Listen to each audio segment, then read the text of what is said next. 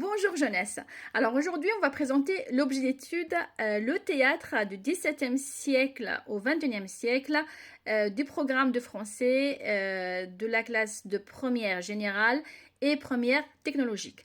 Alors en fait, cet objet d'étude est composé de 3 œuvres au choix de l'enseignant, donc c'est pas au choix de l'élève, hein. C'est l'enseignant qui choisit une œuvre à enseigner et à lire obligatoirement pour le programme de théâtre.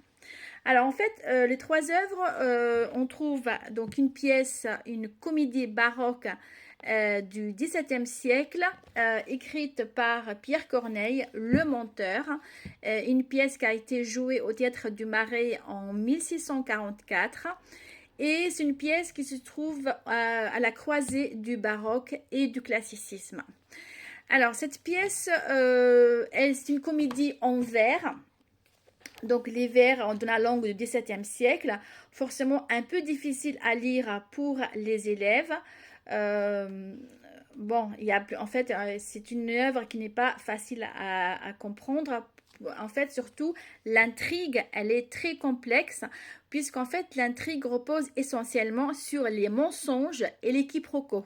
Alors, le parcours s'inscrit dans le parcours mensonges et comédie.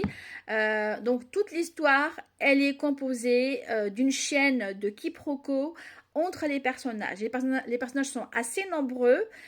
Donc, on a en fait le personnage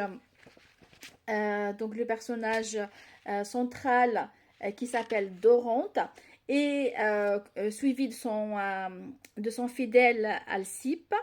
Et en fait, Dorante, il a fait ses études à Poitiers, il rentre à Paris, chez lui, et un jour, au jardin des Tuileries, il rencontre 2 femmes, donc Clarisse et Lucrèce, et il commence à séduire l'une des 2 femmes, normalement Clarisse, et il lui raconte ses exploits militaires complètement inventés toute pièce, puisqu'en fait il n'a jamais été en Allemagne, il n'a jamais fait de campagne militaire.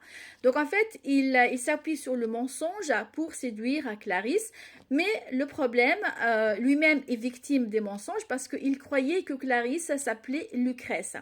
En fait, toute sa bataille dans la pièce était pour s'approcher de Lucrèce, mais Lucrèce, c'était pas Lucrèce, c'était Clarisse.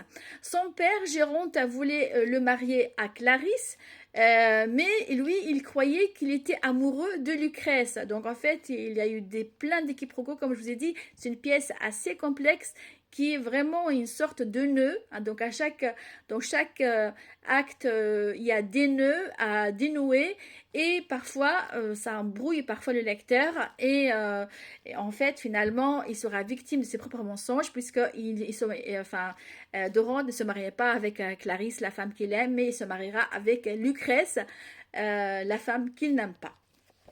Voilà, donc en fait c'est une pièce assez intéressante, l'histoire elle est assez intéressante, mais bon en fait elle n'est pas facile on va dire c'est une pièce un peu difficile. Alors ensuite la deuxième pièce c'est une comédie, non c'est plutôt un drame romantique du 19e siècle, donc écrit par Alfred de Musset. On ne badine pas avec l'amour. Donc c'est un drame romantique très simple à lire, donc c'est en prose, c'est pas en vers, avec un français très clair comme l'eau de roche, et c'est très facile à enseigner et c'est très facile à lire. Donc là, la pièce qui sera enseignée en majorité par la plupart des enseignants, je pense que les enseignants vont opter en majorité pour cette pièce. On ne badine pas avec l'amour. D'autres enseignants, ils vont peut-être aimer, ils vont peut-être enseigner Corneille. Et d'autres également, on a une pièce du XXIe siècle. Alors, le héros s'appelle Perdiccas. Il rentre au château du baron après des années d'absence et il rencontre sa cousine qu'il n'a pas vue depuis longtemps. Sa cousine s'appelle Camille, elle-même était absente et elle vient sortir du couvent. Alors le baron veut marier Perdiccas à Camille, mais Camille n'était pas encore prête, n'était pas très favorable à cette union parce qu'en fait elle n'osait pas exprimer ses sentiments et surtout elle était très programmée, très influencée par l'éducation religieuse qu'elle avait reçue au couvent. En fait, cette pièce en filigrane, c'était une critique indirecte de l'éducation religieuse reçue par les jeunes filles à cette époque.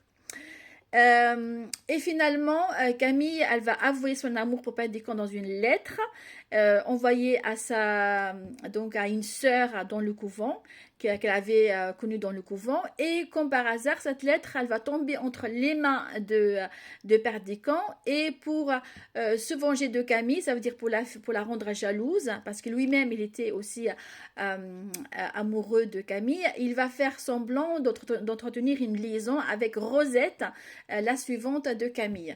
Et finalement, Camille, elle va se rendre compte aussi qu'elle est vraiment amoureuse de lui. Donc, dans les dernières scènes, ils vont s'avouer leur amour, leur amour réciproque, et en présence de Rosette qui était cachée quelque part. Et Rosette se rend compte que Perdicant se moquait d'elle, et tellement déçue, tellement en fait émue par cette déception amoureuse, donc elle meurt à la fin de la pièce, et c'est la raison pour laquelle en fait la pièce est un véritable drame romantique, puisque la fin était tragique. Alors, dernière pièce pour l'objet d'étude théâtre, c'est une pièce du XXe siècle de Nathalie Sarraute, Pour un oui ou pour un non. C'est une pièce, en fait, il n'y a pas d'intrigue, c'est une petite comédie du langage. Les personnages n'ont aucune consistance psychologique puisqu'ils n'ont pas de prénom, pas de nom. En fait, les personnages s'appellent H1, H2, H3. Donc, 3 personnages. Et toute la communication entre les personnages tourne autour des mots, des phrases, du langage. Donc, par exemple, si vous pouvez regarder dans les pages 22-23, vous avez tout un dialogue, un énorme dialogue autour du mot rien. Donc, en fait, le mot rien suscite un dialogue très consistant, tout simplement pour discuter de ce mot rien. Donc, en fait, c'est une comédie du langage. Il n'y a pas d'intrigue, et c'est une pièce qui s'apparente du théâtre de l'absurde qu'on a vu chez Ionesco ou bien chez Beckett. Une pièce qui n'est pas facile à enseigner parce qu'en fait rien de concret, tout se passe autour des mots, des langages. Forcément, bon, donc, des enseignants peuvent l'enseigner si la classe s'apprête, mais en tout cas, c'est une pièce où il n'y a rien de particulier. Voilà, donc en fait, les 3 pièces les 3 pièces, les 3 comédies qui concernent l'objet d'étude théâtre. Donc en fait, on a Le Menteur de Pierre Corneille, On ne badine pas avec l'amour d'Alfred de Musset, un drame romantique, et une pièce du XXe siècle, Nathalie Sarraute, Pour un oui ou pour un non. Voilà, je vous ai présenté le nouveau programme théâtre du bac de français 2025, et à la prochaine vidéo.